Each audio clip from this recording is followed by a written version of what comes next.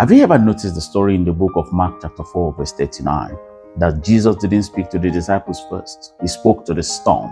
The disciples were terrified because the wind was violent. Everything around them was screaming except Jesus.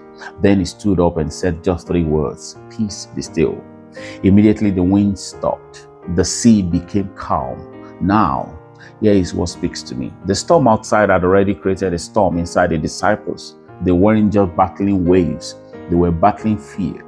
And isn't that how many of us live today? The uncertainty is loud, the news is loud, everything around us is noisy. And before long, our minds become just as noisy. We lie down to sleep, but our thoughts keep sailing through the storm. We close our eyes, but anxiety refuses to close with them.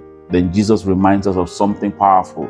Before he changed the disciples' circumstances, he demonstrated his authority over them. He simply said, "Peace, be still." Now, what if those words are still speaking today? What if Jesus is saying to your anxious heart, "Peace, be still"? To your racing mind, "Peace, be still"? To your fears about tomorrow, "Peace, be still"?